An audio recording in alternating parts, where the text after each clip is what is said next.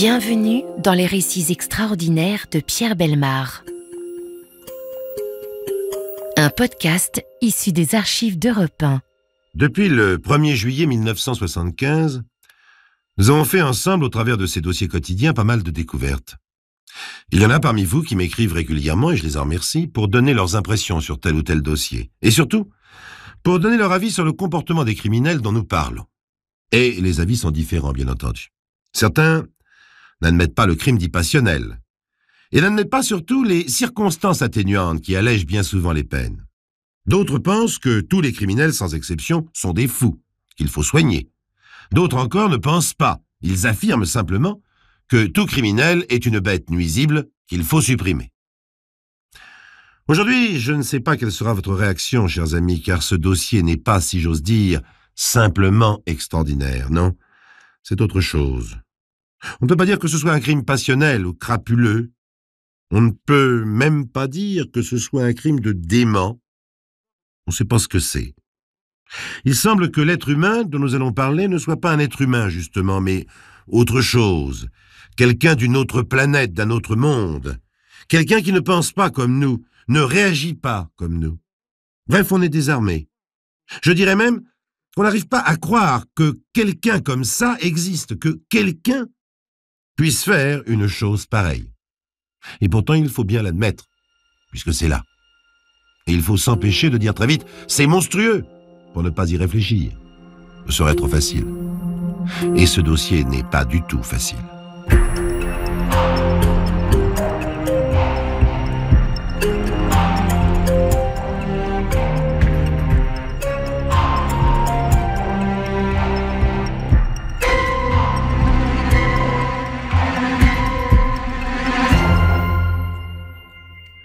Avant toute chose, il faut que vous sachiez que nous ne prononcerons aucun nom dans tout ce qui va suivre. Le personnage principal de cette affaire est une femme. Elle a été condamnée à la réclusion criminelle à perpétuité, mais elle a été libérée après 14 ans de détention. Nous ignorons l'endroit et le pays où elle vit. Peut-être aurions-nous dû essayer d'en savoir davantage, mais nous avons résisté à cette tentation. Cette histoire a 21 ans, exactement 21 ans.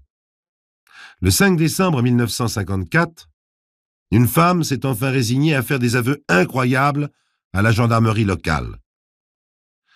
Cette femme la voici. Denise.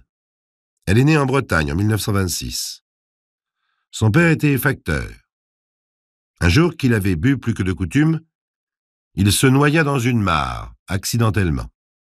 Sa veuve, trop pauvre pour élever 4 enfants, est obligée de les faire travailler très tôt. C'est ainsi qu'à 13 ans, Denise est placée comme domestique. À 16 ans, elle est toujours domestique et court les balles pour se distraire. Sa mère la trouve dure et coléreuse. Les garçons la recherchent. Elle est déjà belle. À 19 ans, elle est employée d'administration. C'est une employée médiocre aux appointements médiocres, 20 000 anciens francs par mois. Elle rencontre un étudiant qui devient son amant et elle va voir sa mère tous les dimanches. Puis elle rencontre un médecin et d'autres étudiants. C'est en 1951 et Denise est enceinte.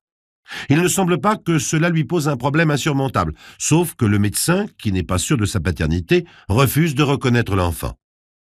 Denise accouche seule à 26 ans, le 26 avril 1952, d'une petite fille.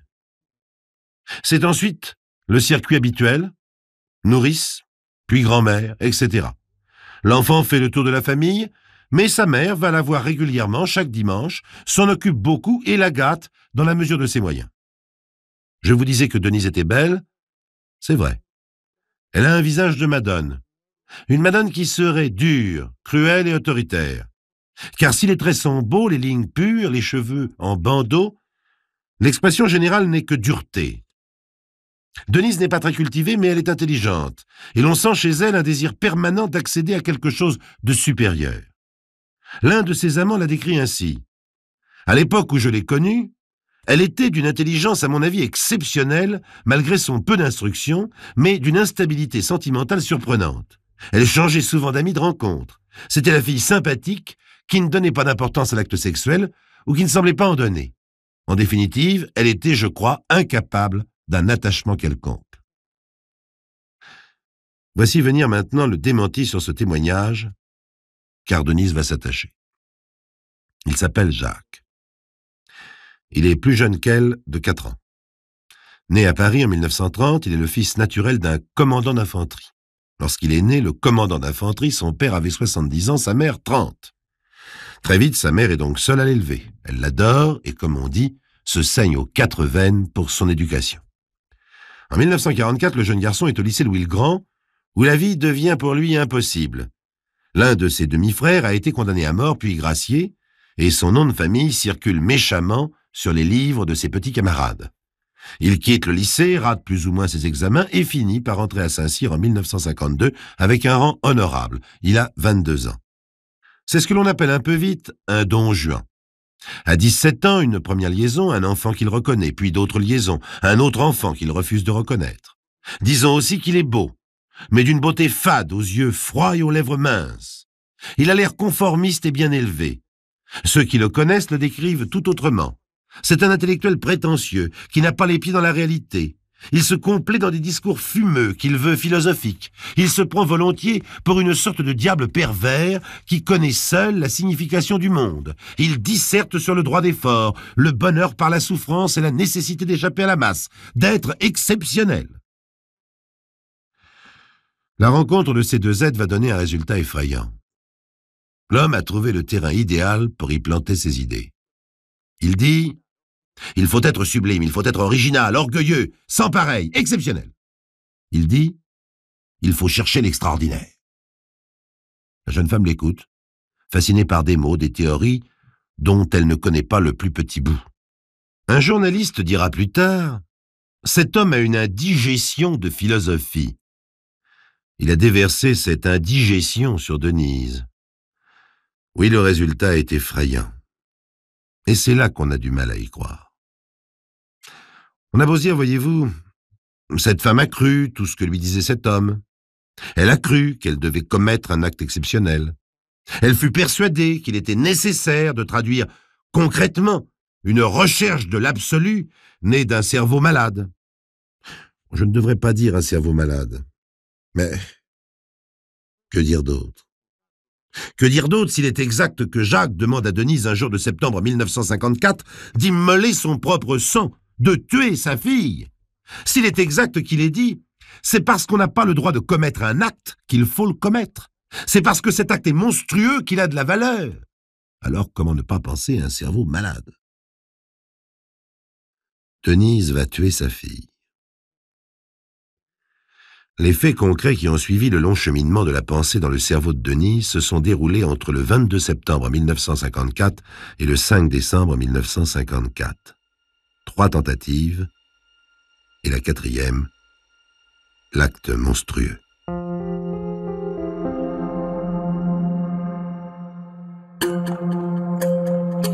Les récits extraordinaires de Pierre Bellemare, un podcast Europe 1. Le 22 septembre 1954, Denise est chez sa mère. Le matin, elle reçoit de Jacques une lettre de rupture. Depuis longtemps, leurs amours sont orageux. Depuis longtemps, il a dit « Quand on aime, il faut le prouver ». Denise est sur le balcon. Sa fille joue à ses pieds. La description de cette scène, je le précise, nous vient de ses propres aveux. Elle prend l'enfant qui a 2 ans à bout de bras et la soulève lentement au-dessus du vide. Un long moment s'écoule. Denise hésite. A-t-elle peur qu'on la voie? A-t-elle peur de ce qu'elle veut faire? Au bout d'1 minute, elle repose l'enfant sur le sol. Il ne s'est rien passé. Le 27 septembre, 5 jours après, Jacques rejoint Denise. Les 2 amants vont se promener au bord du canal. Entre ces 2 dates, Denise prétend que Jacques lui aurait dit « Vous n'avez rien fait, vous êtes incapable de courage, alors c'est simple, je vais coucher avec quelqu'un d'autre. » Jacques repart sur cette déclaration. Denise retourne au bord du canal avec sa petite fille. Elle arrive à une passerelle et s'y engage, le bébé dans ses bras. Elle s'arrête, l'assied sur la rambarde et d'un seul coup, précipite l'enfant dans l'eau noire et glacée du canal. À peine le geste fait, elle se met soudain à hurler « Au secours !» Grâce au courant, l'enfant est déporté vers un endroit peu profond près de la porte de l'écluse. Un homme alerté par les cris de Denise se précipite et réussit à arracher l'enfant de l'eau. Il la rend à sa mère qui pleure en la serrant convulsivement dans ses bras. L'homme dira plus tard « C'est une chance inouïe d'avoir pu rattraper le bébé. On aurait dit qu'elle savait nager. Elle flottait à la surface en remuant ses bras et ses jambes. » Dans la maison de l'éclusière, on console la mère, on réchauffe l'enfant. C'est la deuxième tentative. Personne ne s'en rend compte. Personne, sauf peut-être l'enfant qui, à partir de ce jour, semble prendre conscience que sa mère n'est plus une protection et réclame sans arrêt les bras de sa grand-mère. 2 semaines s'écoulent. Aux yeux de ses proches, Denise paraît de plus en plus angoissée. Tout le monde pense que la rupture entre les deux amants est inévitable et que la tension nerveuse de la jeune femme en est la conséquence. Mais Denise, pendant ce temps, écrit à Jacques. L'amour va-t-il être plus fort que la peur, et le diable plus habile que Dieu? Et elle ajoute, à relire cette lettre, je trouve qu'elle n'est pas empreinte de l'amour que je ressens, mais de peur. Effectivement, j'ai peur. Le 16 octobre, Denise va rejoindre sa fille chez sa nourrice. Il est tard. Les 2 femmes préparent le dîner. Denise ouvre des huîtres. La petite fille joue dans la cour avec d'autres enfants. Denise profite alors d'une absence de la nourrice, saisit l'enfant à bras-le-corps et traverse le jardin en courant. Elle atteint la rivière proche, court sur le pont, jette sa fille dans l'eau d'un seul élan et revient, toujours en courant, reprendre sa place à la cuisine. Au bout de quelques minutes, la nourrice, inquiète de ne plus voir la petite fille, donne l'alerte. On cherche partout dans la nuit pendant près d'1 heure. Heureusement, le bébé est habillé de blanc et on l'aperçoit enfin, assise dans l'eau de la rivière, bleue de froid, miraculeusement déposée par le courant à proximité de la berge et indemne. Si Denise paraît ce jour-là à bout de nerfs, rien de plus normal pour les témoins de cette 3e tentative. Pour eux, c'est une mère épuisée par les émotions et la crainte de perdre son enfant qui pleure au bord de la rivière. Mais Denise n'a qu'une idée en tête, retrouver son amant. Elle part du village à pied, fait 18 kilomètres pour attraper un train et regagner Paris où il se trouve. Dans la nuit du 16 au 17 octobre, elle erre dans Paris avec sa valise. Un automobiliste la remarque et s'arrête car elle lui paraît complètement désemparée. Elle n'a pas d'argent sur elle et ne sait pas où aller dormir. L'homme la prend en pitié, la fait dîner, lui offre une chambre où dormir. Cet homme sera l'un des témoins du procès. Il dira « Cette femme était désespérée. J'ai essayé de la faire parler. Au bout de quelque temps, elle m'a dit « J'ai un amant. Et il exige que j'accomplisse quelque chose d'atroce. » À force d'insistance, l'homme finit par recueillir l'horrible confidence. Il veut que je tue ma fille. Ce témoin impressionné tentera de raisonner Denise et avant de la laisser partir, la menacera même clairement. Si dans les jours qui viennent, j'apprends quelque chose de semblable, mon devoir sera d'avertir la police de votre confidence.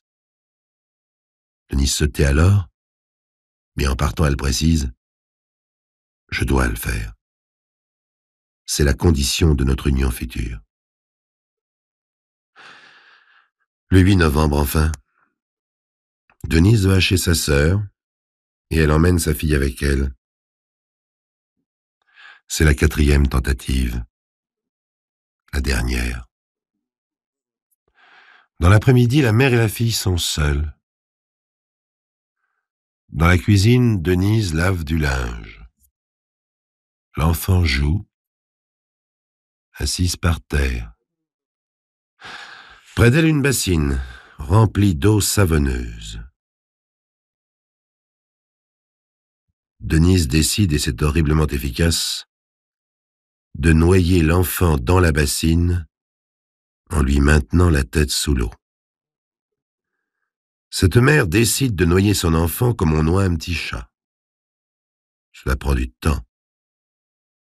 Il faut le faire. C'est long, ignoble, difficile. Mais la bassine est grande, remplie d'eau savonneuse à ras-bord. Et finalement, la mère lâche l'enfant. La tête reste sous l'eau. Le petit chat est mort. Jusqu'au 5 décembre 1954, ce sera un accident. Mais c'est le 3e accident consigné par les gendarmes où l'on parle de noyade à propos du même enfant. Ils sont soupçonneux. Pourtant, Denise a alerté elle-même les pompiers 1 heure après la mort de l'enfant. Et sa déclaration est vraisemblable. Je me suis absenté, l'enfant était assis sur son pot dans la cour. Elle a dû vouloir jouer avec l'eau, elle est tombée la tête la première dans la lessiveuse.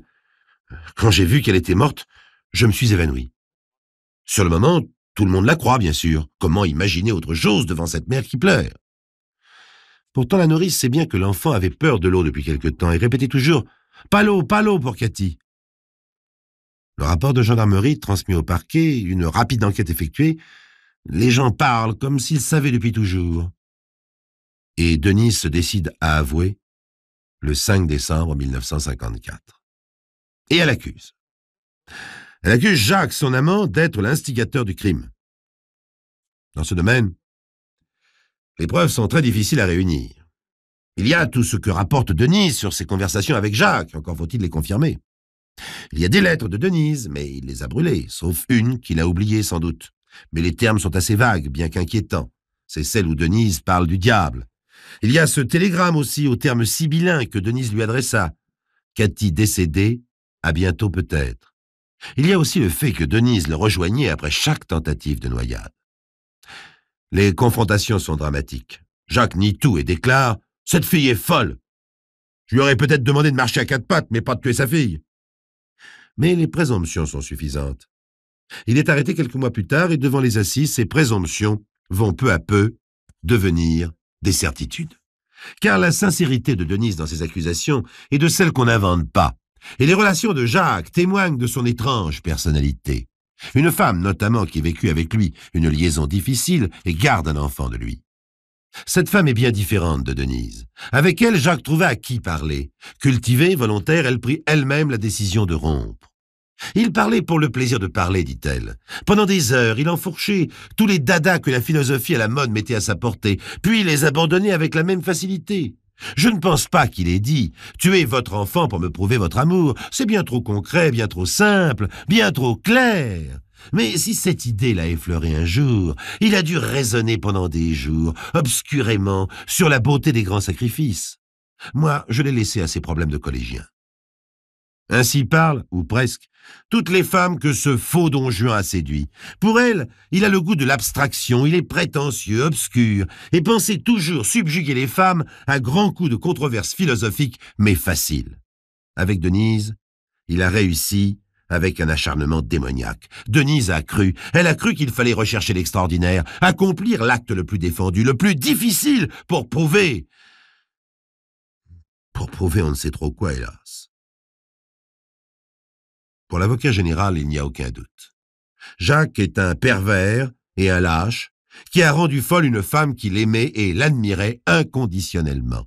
Son réquisitoire est dur. Il requiert la peine de mort pour Denise et les travaux forcés à perpétuité pour son amant, car il n'était pas le père de l'enfant. Denise ne réagit pratiquement pas. Mais Jacques, exaspéré par les accusations du procureur, lui jette hargneux « Il vaut mieux être un lâche ou un assassin ?» Ce qui peut vouloir dire qu'il est un lâche, effectivement, et il ne change rien dans l'esprit des jurés. Vous vous en souvenez peut-être, ce fut un grand procès il y a 20 ans. Il y avait Maître Floriot, Maître Maurice Garçon, un public tendu, un jury qui ne comportait que des hommes, et au moment où la mère accusée, toute de noir vêtue, s'asseyait dans son box, étrangement pâle et belle, un orage effrayant a éclaté dans le ciel d'été. Une panne totale d'électricité a plongé le tribunal dans le noir. Jean Cocteau a dit que c'était là le procès du siècle. Et pour ce procès du siècle, il n'y avait qu'une pièce à conviction. Une lessiveuse. Et c'est devant cette lessiveuse que vinrent déposer notamment les experts en psychiatrie. Il faut bien en parler, je suppose, d'autant plus que très certainement, comme nous, vous vous posez des questions sur le caractère, la personnalité de ces deux amants que la presse appela les amants maudits.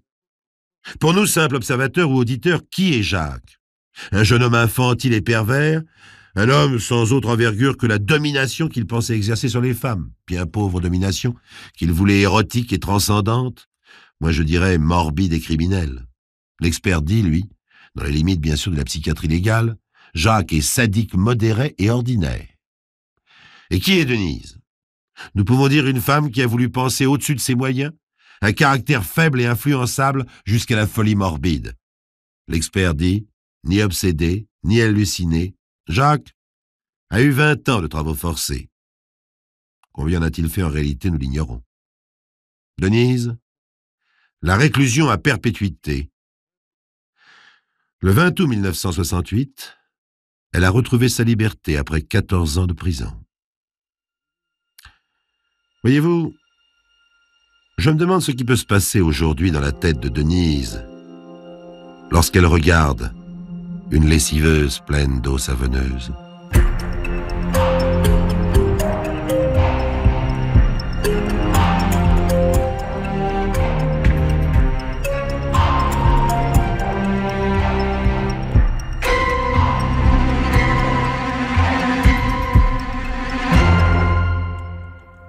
Vous venez d'écouter Les récits extraordinaires de Pierre Bellemare, un podcast issu des archives d'Europe 1.